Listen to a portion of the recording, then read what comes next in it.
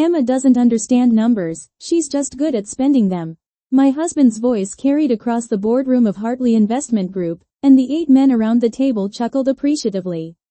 I stood in the doorway with a tray of coffee, playing my role perfectly. The invisible wife. The trophy spouse who organized charity galas and looked pretty at investor dinners.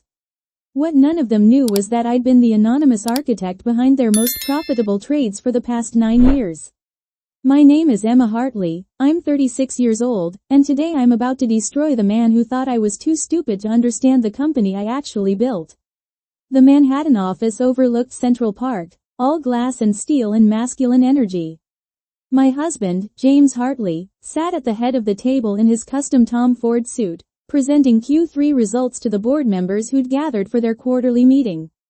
His father's investment firm, Hartley Investment Group, managed $2.3 billion in assets. James had inherited the CEO position 5 years ago when his father retired to the Hamptons. Everyone assumed James's brilliant track record was genetic talent. They were wrong. Coffee, gentlemen? I asked softly, moving around the table with practiced elegance. My Chanel dress and Louboutin heels were chosen carefully. Look expensive but unthreatening. Beautiful but vapid. It was a costume I'd perfected over a decade of marriage. Thanks, sweetheart, James said dismissively, not even glancing at me. We're discussing the Chen Industries merger. Complex stuff. Why don't you go check on those flower arrangements for the gala? I smiled sweetly. Of course, darling. I set down the coffee tray and turned to leave. Emma, called Marcus Brennan, the CFO, before you go, remind me. What are we serving at the gala? My wife wants to coordinate her dress. Pan-seared Chilean sea bass with truffle risotto, I replied automatically. And Marcus, you might want to review the Chen Industries debt structure before finalizing that merger. Their subsidiary in Singapore has some questionable leveraging that could create problems. The room went silent. James's eyes snapped to me, irritation flashing across his face. I'm sure the men have it handled, Emma, he said tightly. Of course, I murmured, and left the room. But I'd seen Marcus pull out his phone, already texting his team to investigate. Because Marcus was smart enough to know that my comment wasn't random small talk. It was a warning from someone who knew exactly what she was talking about. I'd been giving James those warnings for 9 years. He thought they were wifely intuition or lucky guesses. He had no idea I'd been the one actually analyzing the deals, running the numbers, and crafting the strategies that had made him look like a genius. I met James Hartley when I was 27, fresh from MIT with a dual degree in mathematics and economics. I'd been working at Goldman Sachs for 3 years, quietly building a reputation as one of the sharpest quantitative analysts in the firm. I could see patterns in market data that other people missed. I understood derivative structures intuitively. I'd developed algorithms that consistently beat the market by significant margins. James was handsome, charming, and from the kind of old money New York family that opened every door. We met at a charity auction where I'd been dragged by my boss. James bid $30,000 on a Hamptons vacation package just to get my attention. We married 8 months later. You won't need to work anymore, he told me on our honeymoon in Santorini. My family has more than enough money. You can focus on the important things. Making a home, raising children eventually, supporting my career. I'd been raised by traditional parents who'd taught me that a woman's value came from her husband's success. So I quit Goldman Sachs. I moved into James's Tribeca penthouse. I took on the role of Mrs. James Hartley, professional wife to a rising investment star. But I was bored within 6 months. James would bring work home, spreading papers across our dining table and sighing dramatically about complex deals and market pressures. I'd watch him struggle with analyses that I could have completed in an hour. One night, after watching him nearly botch a major real estate investment, I couldn't help myself. Have you considered the tax implications of the 1031 exchange structure? I'd asked quietly. If you defer the capital gains and reinvest through a Delaware holding company, you could save approximately $2.3 million in taxes. He'd stared at me. How do you know about 1031 exchanges? I used to work in finance, remember? Before we married. Right. He'd laughed, charmed by what he thought was adorable. My smart little wife. Okay, explain it to me. I did. In detail, the restructuring saved his client $2.4 million and earned James a reputation as a creative dealmaker. He never credited me, of course. But he started bringing home more files, asking my opinion on just one thing, which would lead to me essentially redesigning his entire approach. It became our pattern. James would present deals as his own brilliant work. I'd quietly fix the problems and optimize the structures. He'd collect the credit and the massive bonuses. I'd get a new piece of jewelry and a pat on the head. "You're so supportive," he'd tell me. "Most wives don't understand the pressure I'm under. But you actually help me think through things." I told myself I was being a good wife. That this was partnership. That his success was our success. Then I got pregnant. We'd been married 3 years when I saw the positive test. I was excited, nervous, ready to start the family we'd talked about. James's reaction was different. "That's great, honey," he'd said, barely looking up from his laptop. "Listen, can you look at these projections for the Williamsburg development?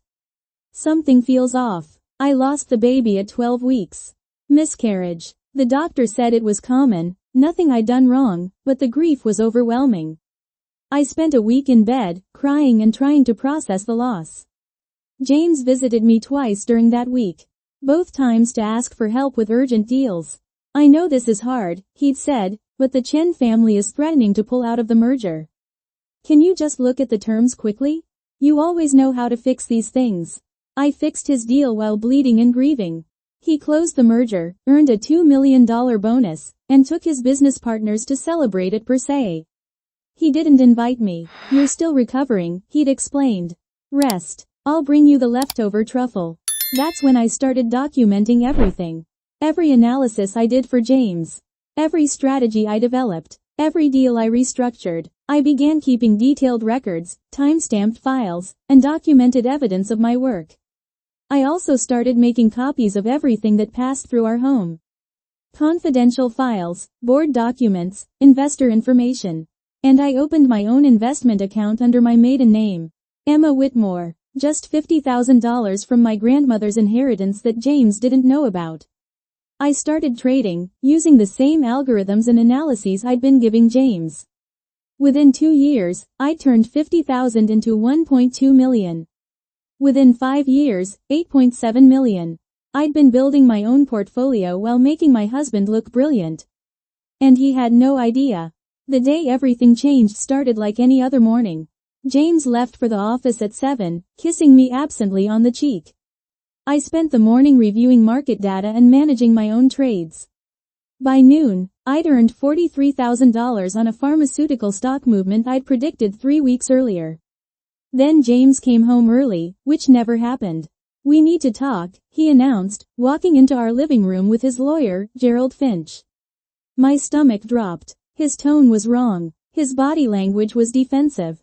Gerald's presence meant legal issues. "What's going on?" I asked carefully. James couldn't even look at me. "I want a divorce." The words hung in the air like smoke. We'd been married for 11 years. We'd had problems, sure, but divorce?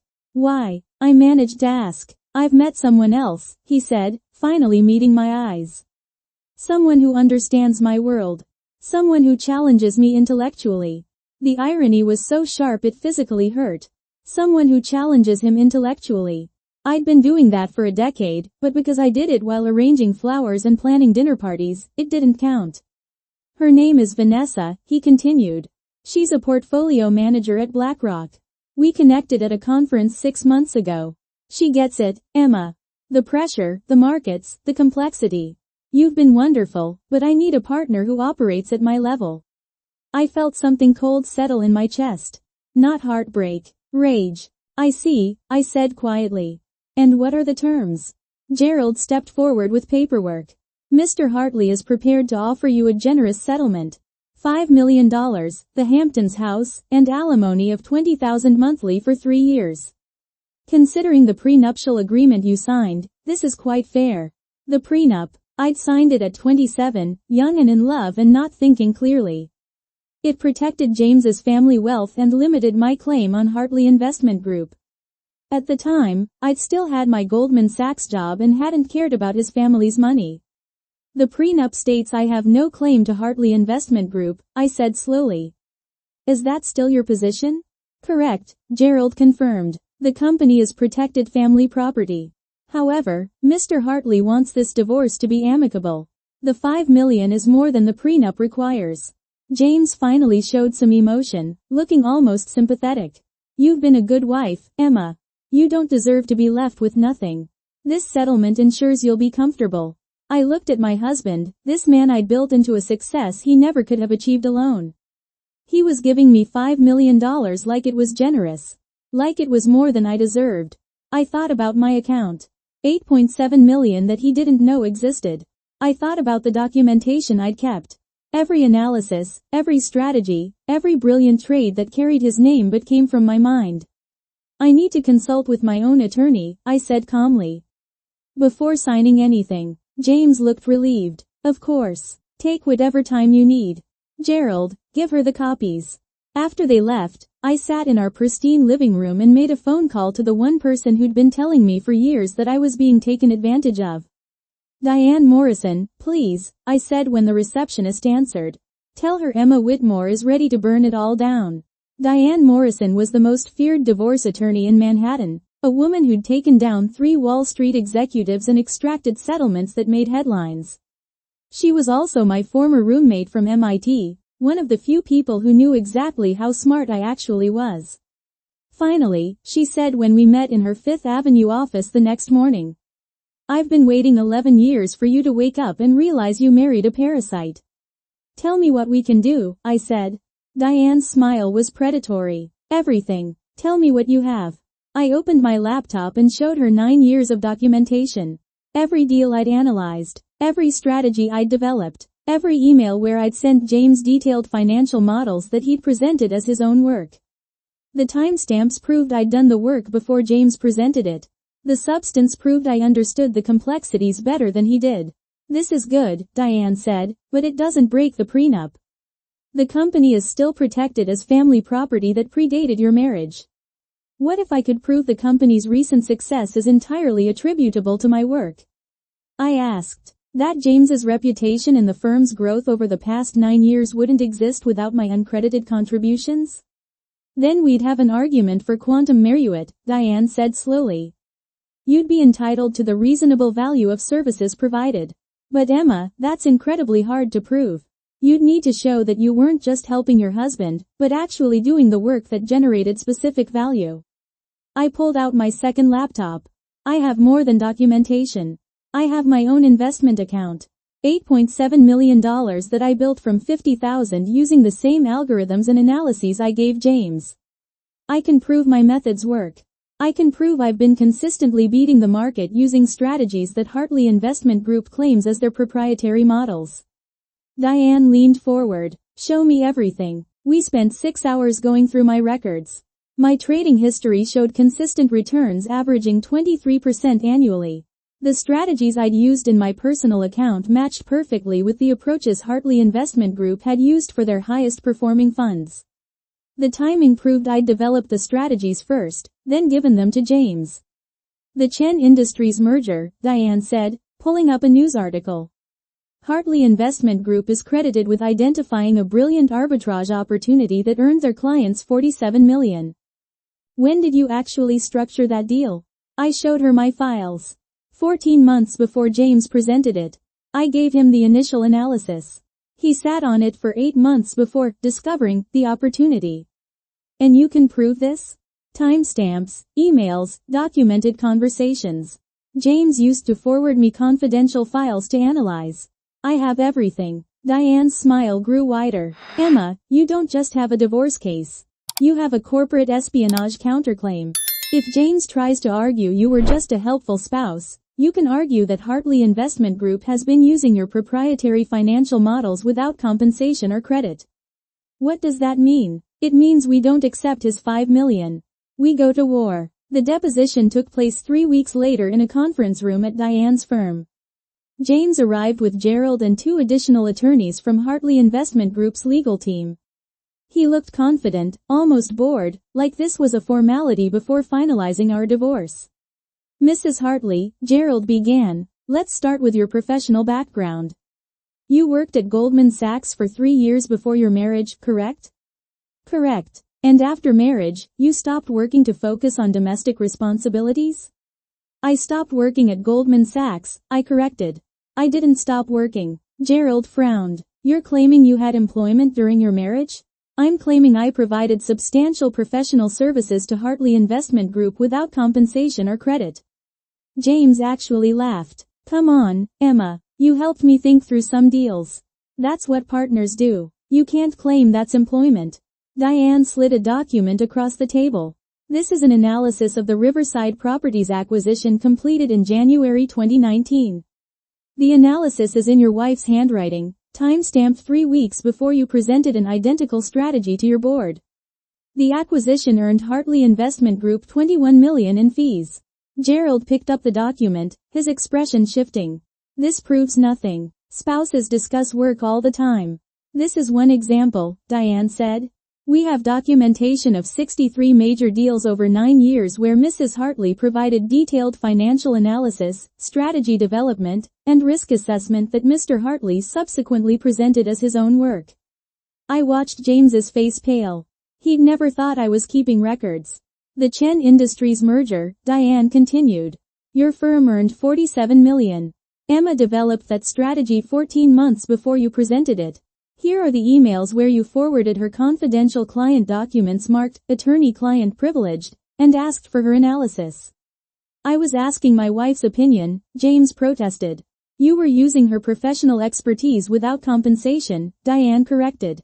Furthermore, Emma has been running her own investment portfolio using the same quantitative models and algorithms that Hartley Investment Group claims as proprietary methodology. Her personal returns average 23% annually over 8 years, proving the strategies originated with her.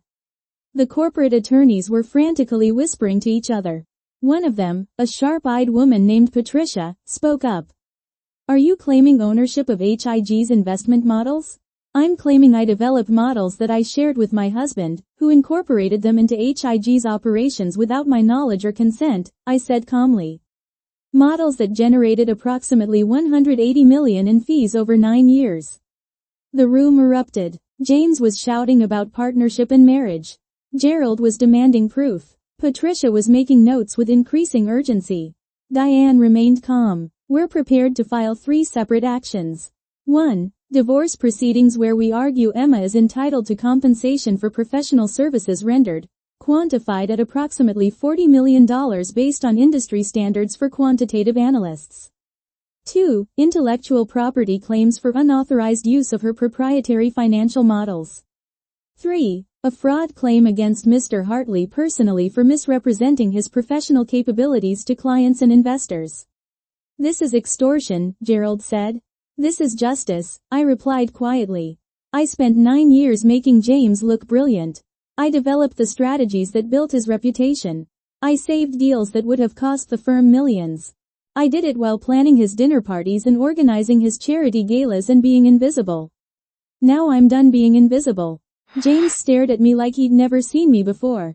You're really going to destroy everything we built? No, I said. I'm going to take credit for everything I built. Patricia, the corporate attorney, called for a recess. She pulled James and Gerald into a side conference room. Through the glass walls, I could see James's animated arguing, Gerald's concerned expressions, and Patricia's increasingly firm gestures. Diane leaned over to me.